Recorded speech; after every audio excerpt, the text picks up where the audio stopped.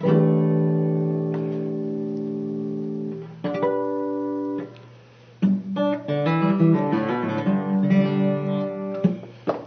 it's time. Hi, Jack Van Breen from Guitar Showcase in San Jose, California on Totally Guitars. And today I want to talk about some techniques I've acquired over the decades on restringing acoustic guitars. We're going to deal with steel string guitars today. There's two techniques that I use that I like. There's many others. You're going to have to find the ones that work for you, but these I found to be very effective. We're going to start here with what used to be my favorite acoustic guitar, the Martin HD28V. What makes it special is that they take the bracing and they shift it forward and they scallop it and they tap tune it. They do a lot of different things, which makes this guitar have a lot more presence in mid-range. This one has a little bit too much mid-range because all the top end has gone away from these strings. These strings have seen better days. So we're going to restring it right now. The miracle of modern television, we're going to snip and edit so you don't have to watch the whole painful process, but we're going to catch the highlights. When I'm restringing my guitars, I do them one string at a time. And the reason I do that is the strings have tension on the instrument, and the instrument is braced against that tension. And if you take all the strings off, it kind of relaxes. And then when you're putting strings back on, it kind of fights that whole tension process, and it takes it a while to get back into its set place. So it takes it longer to tune the guitar up and for it to be stable. If you do it one string at a time, the tension is still fairly constant, and the guitar will be more stable in tuning. Acoustic guitar is not such an issue. If you get into locking trem instruments, it can be really crazy. So unless I've really abused the guitar, and I do this about once every 12 to 18 months on each of my personal instruments, I'll take all the strings off.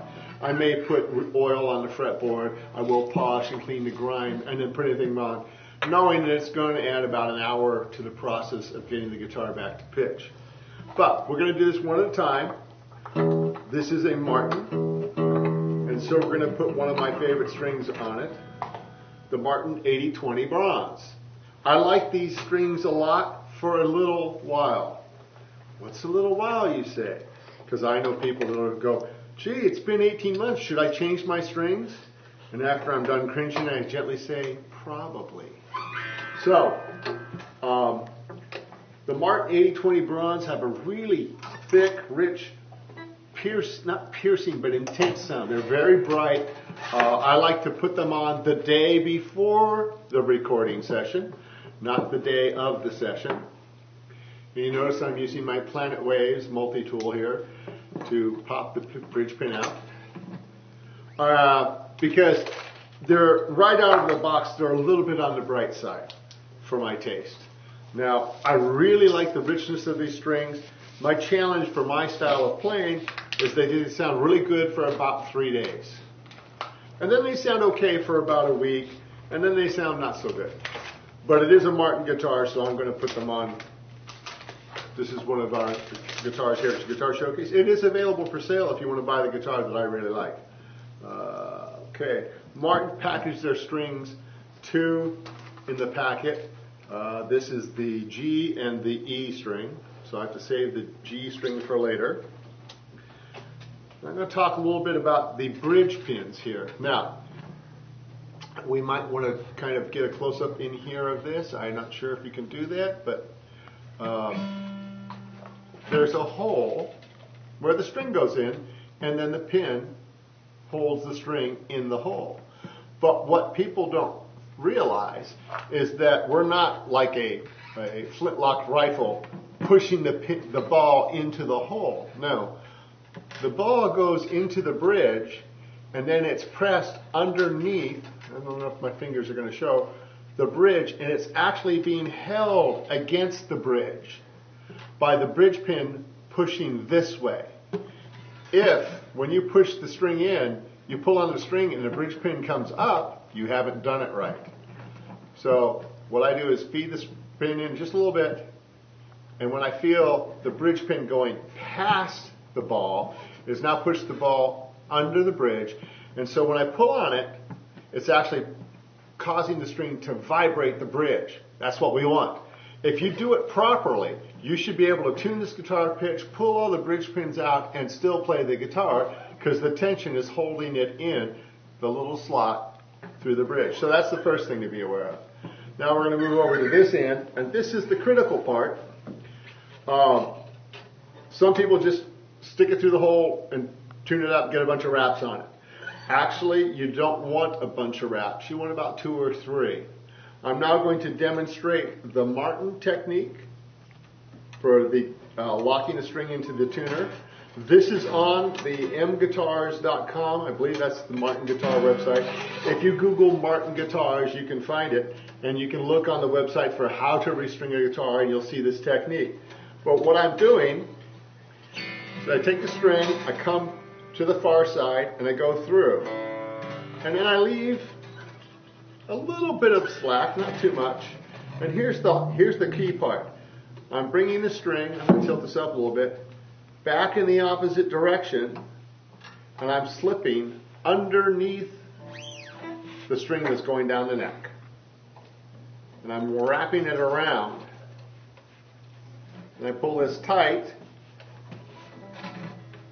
And now, I don't know how good the macro is on that camera. Can we get in here? Maybe we'll have to do an edit. But if you can see how the string is now looped around itself. So when the tension increases this way, it actually grips this section tighter and really inhibits slipping. Okay, so I think I've left a little bit of tension here, a little too loose. I'm getting, looks to be about 3 wraps, maybe 4.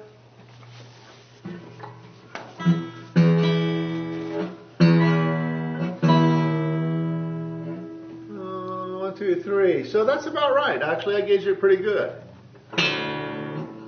Now, I don't know if you noticed down at this end, I'll just move the guitar. I grab it, thumb and finger, and I just pinch the crap out of it, so to speak. That's a technical term. It's not bad words, kids. And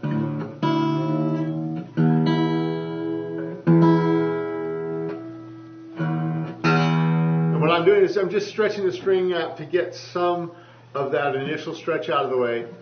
And I start with the E string so I can compare it to the existing pitch. What I want to do is when I'm done, the guitar will be pretty much at pitch. I'll stretch it a little bit, and then I'll bring out the tuner de jour. Could either be the Planet Waves Pro Tuner on my iPhone, or it could be the TC Electronics Polytune. Those are 2 of my favorite iPhone amps. Or I've got the Planet Waves headstock tuner that I use. There's thousands of tuners. They're all pretty good. And then we just, as the shampoo say, repeat. So we're just going to go through and do a second one here. And I generally take about 10 minutes to do a guitar. Obviously, with the miracles of modern communication technology, this is going to be edited and you're not going to have to go through all that. Now here's one of the downsides of the Martin method of string locking, is it's a little bit harder to get the string out. But it's still doable, and it is, I find, the most positive way of making sure my strings don't slip. I definitely use it on the high E string of my Stratocaster because that one has a tendency to go away and be a pain. We don't have an example of the Stratocaster, the traditional slot head tuning keys that Leo used. With those, instead of going through, the whole tuning key is slotted across the top and you stick it down in the middle and wind it around a bunch of times. It actually works pretty well, except for my high E.